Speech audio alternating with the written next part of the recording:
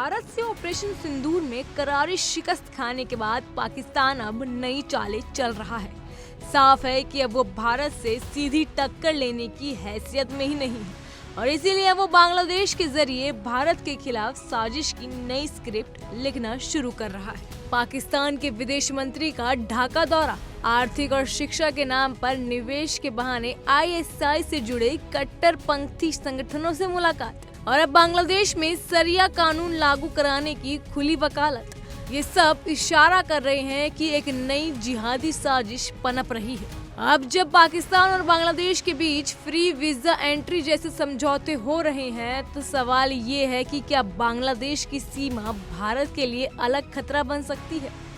देखिए special debate में, जहां हम पूछेंगे पाकिस्तान की ये चाल कितनी खतरनाक है और भारत की रणनीति क्या होगी।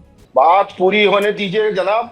देखिए, अगर शेख हसीना को ये पनाह ना देते यहाँ तो हमारे कितने मंदिर, कितने हिंदू भाइयों का वहां कत्लेआम किया। अच्छा। और आप लोग अगर यही कांग्रेस की सरकार ये पनाह दे देती तो ये ढोंगी मीडिया जो है, ये मोदी मीडिया जो है, एक तो ना एक मीडिया तो बोलते हैं। हाँ। अब आपकी जबानों पे ताले लगे हुए हैं क्योंकि मोदी जी ने उसको यहाँ मैं आपको बताता हूं ताले लगे नहीं लगे। पहली बात तो देखो, शेख हसीना ने किया नहीं। शेख हसीना को वहां से ऑलमोस्ट मारने का प्लान हो गया था, वो भाग के वहां से आई हैं। ठीक है, रिश्ते थे, नहीं रिश्ते कांग्रेस के टाइम में भी थे साहब, रिश्ते कांग्रेस के टाइम में भी थे। अब ढोंगी वोंगी बोलेंगे, आप इनको ढोंगी बोलते हैं। आपके टाइम में तो कोई घुसपैठ पर कार्रवाई नहीं हुई थी, कुछ नहीं है। को आप ही रखेंगे। नहीं अरे भाई, किसी देश का कोई लीडर है, नहीं भाई, किस देश का? बांग्लादेश कोई देश नहीं है क्या? बांग्लादेश देश नहीं है। शेख हसीना को जगह दे दी, पाप कर दिया। हमारे हिंदू भाइयों की जान के ऊपर आपने, अरे शेख हसीना ने मरवाया क्या? आप शेख हसीना ने मरवाया हिंदुओं को, ये बताइए। हिंदू भाइयों की नहीं, आप सैयद जी कहां के कहां जोड़ रहे हैं, फिर आप ये मीडिया वो मीडिया बोलते हैं। शेख हसीना ने मरवाया। शर्म करिए, आप शर्म करिए ना साहब, आप शर्म करिए। कुत्तुक की बात करिए ना, क्या बात कर रहे हैं आप? शर्म करिए, ये मीडिया वो मीडिया, आप शर्म करिए साहब। ये ज्ञान मत, अजीबो गरीब बातें मत जोड़िए। कहां शेख हसीना, काल नेमी। हम बोले ना, हम बोले हिंदू भाई का कत्ल हुआ तो हमने आवाज उठाई। आप नहीं, आप करिए शर्म, आप करिए। आप जो ड्रामेबाजी कर रहे हैं, आप कुछ तर्क नहीं दे रहे हैं। शेख हसीना को क्यों रख लिया? गलत कर दिया क्या? मरने दे क्या?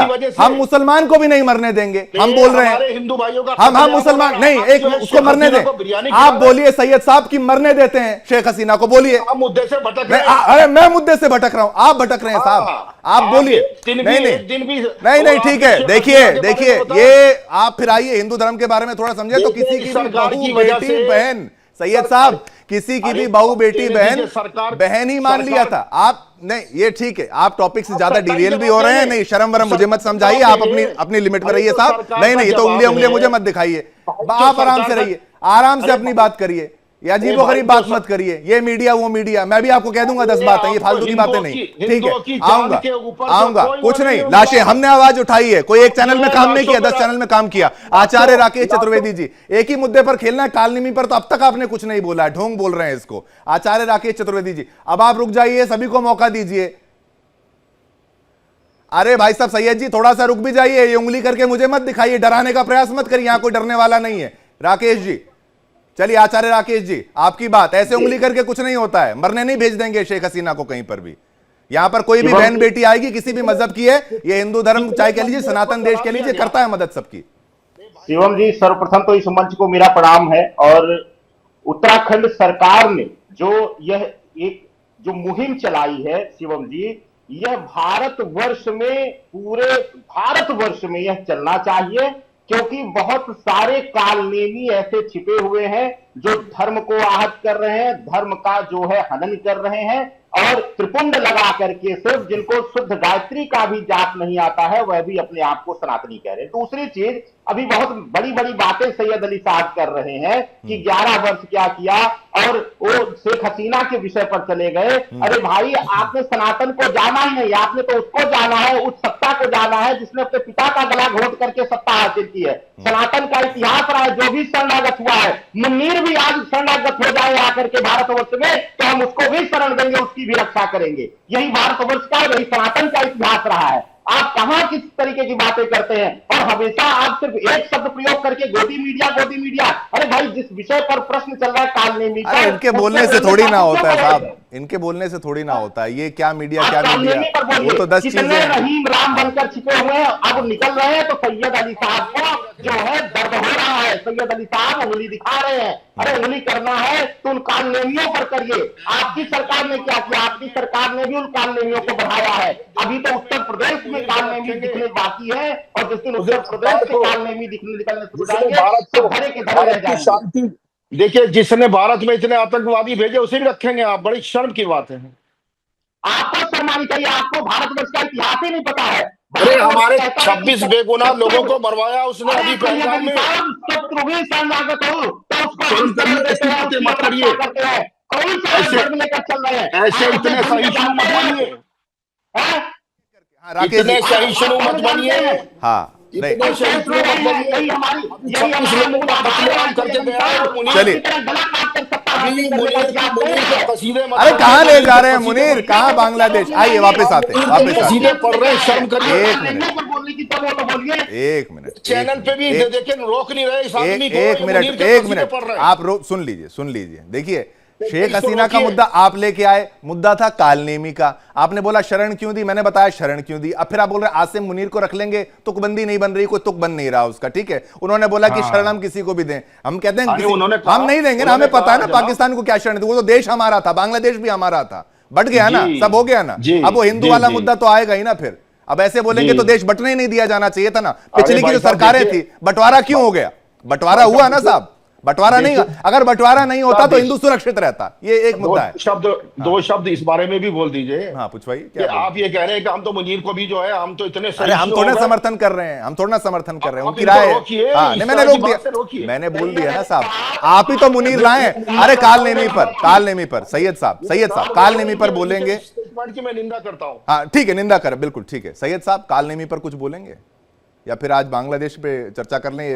बदलवा लेता हूं बैंड सारा। खदेड़िए यहाँ से, अगर ये बाहरी है तो इनको मार मार के भगाइए यहाँ से। अच्छा, जो कालनेमी है, कालनेमी में एक बांग्लादेशियों को तो भगाया जा रहा, धक्का मार के पुशबैक।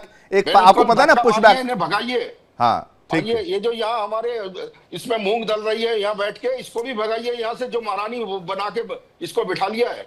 अरे भाई साहब, आप मुझे बताएंगे कालनेमी पे बात करेंगे या क्या आप शेख हसीना पर चर्चा करना चाहते हैं? अरे भाई, कालनी तो मैं कह रहा हूँ कि ये तो मुखौटे हैं, अभी देखिए कितने निकलेंगे इस सरकार में। ये सरकार कर क्या रही है, इसका फेलियर तो एक बार कह दीजिए, सरकार निकम्मी है ये। क्या बात के शब्दों का थोड़ा सा चयन ठीक करिए साहब, ऐसे मत बोलिए। ऐसे तो पिछली सरकारों के, मैं आपसे आपके विरुद्ध भी हो जाऊं मैं, लेकिन शब्दों की मर्यादा रखूंगा। ये कमी जो भी आप बातें कर रहे हैं, मेरी बात सैयद साहब, पहले हुआ था, चलिए 11 साल बाद जागे ना, मतलब हो रहा है ना काम साहब, हो रहा है ना। देखिए ईमानदारी से होगा तो आप जाने कितने लोग इनके उसमें निकल आएंगे, इनके जो चेले चपाटे हैं उनको ये छोड़। अरे ऐसे सैयद साहब, आप अच्छा हो रहा है कि नहीं हो रहा वो बताइए, रिलैक्स करके बताइए। अरे भाई, मैंने स्वागत किया है, पहले कह दिया कि ये अच्छा काम हो रहा है, लेकिन ईमानदारी से होना। तो ठीक है, ईमानदारी से हो। आचार्य राकेश जी से आप पूछते हैं, क्योंकि आपको मैंने बराबर मौका दिया, लेकिन थोड़ा सा डिटेल आप कर देते हैं। आचार्य राकेश चतुर्वेदी जी पर जाऊंगा। आएंगे सैयद जी, आएंगे। आप फिर इसको ऐसा मंच बना देंगे, बांग्ला रोहिंग्याओं पर चर्चा भी हम रोज करते हैं, वो भी मुद्दा नहीं, हिंदुओं की बात हम रोज करते हैं। आचार्य राकेश चतुर्वेदी जी, ईमानदारी से काम हो तो बहुत अच्छा है, और देरी, ये दो चीजें हैं। जवाब तो आपको भी देना पड़ेगा ना कि भाई देरी भी है। अब अगर हिंदूवादी सरकार कहा जाता है तो उसमें ये एंगल विपक्ष के पास है कि भी थोड़ा टाइम लग गया, यानी डे 1 से करना चाहिए था। देखिए शिवम जी, यह जो कालनेमी मुहिम है, यह सिर्फ सनातन के लिए ही नहीं। ये जो आप अगर इसका नोटिफिकेशन देखेंगे तो इसमें धर्म का चेहरा ओढ़े हुए, चाहे कोई सनातनी है, चाहे त्रिपुंड लगाए हुए है, या जालीदार टोपी लगा करके बैठा हुआ है, वो अपने आप को किसी विशेष संप्रदाय का रक्षक बता रहा है, तो उसको भी पहचानने का है।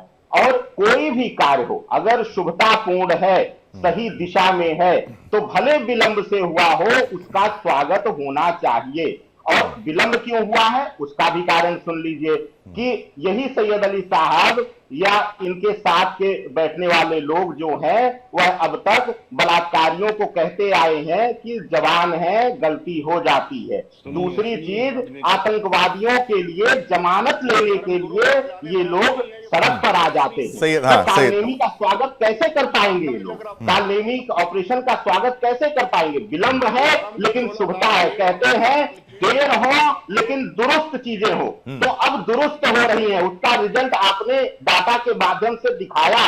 शहर दर शहर उत्तराखंड में कालनेमी पकड़े जा रहे हैं, और इन कालनेमियों की पहचान करना इसलिए भी जरूरी हो जाता है कि ये सनातन के लिए एक ऐसा मीठा जहर है जो हमारे समाज में घुल करके, हमारे समाज में घुल मिल करके हमें ही धर्म से विमुख कर रहे हैं, धर्म से हमें दूर कर रहे हैं।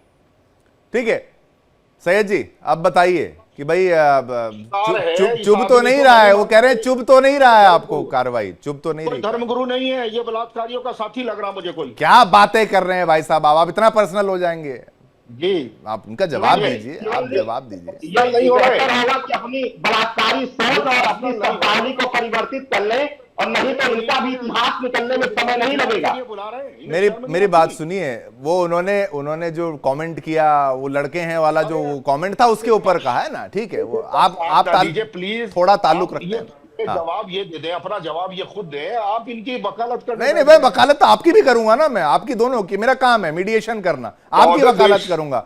कैसे बोल देंगे सैयद के खिलाफ, सैयद जी के खिलाफ? आप अपनी बात रखिए, चलिए बात रखिए। हाँ, तो मैं ये कह रहा था, ये 11 साल बाद जो जाग रहे हैं, ये कुंभकर्ण की नींद जो सरकार सोई हुई थी, ये अब एकदम इन्हें कौन सा ख्वाब आया कि यहाँ रोहिंग्या पल रहे हैं?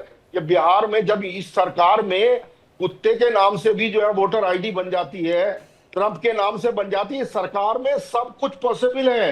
ये ढोंगियों की सरकार है, इनकी निकम्मों की सरकार है। अरे फिर वही शब्द आप इस्तेमाल करते हैं।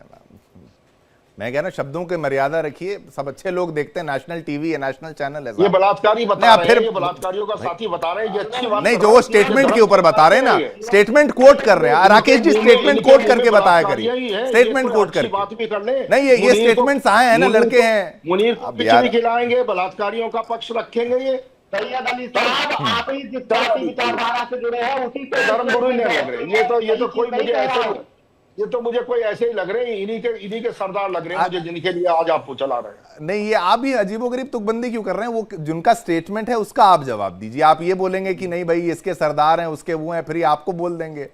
नहीं, मुझे तो बोल ही रहे हैं, इन्होंने इस तरह की बात, हल्की बात कर दी है, धर्मगुरु कहलाने। हाँ, ये कह रहे हैं कि भाई देर आया दुरुस्त है, आपकी बात से ये सहमत हैं कि भाई ठीक है, चलो देरी हुई। हाँ, पर महीना हो जाता, 20 दिन हो जाती, साल भर हो जाती, 11 साल बाद आज ये सरकार जाग रही है, तो इसके लिए शर्म की बात नहीं है। चलिए, इनके पास एक भी शब्द नहीं है इनके पास सरकार की निंदा करने के लिए। ये कम से कम निंदा तो कर दे सरकार की।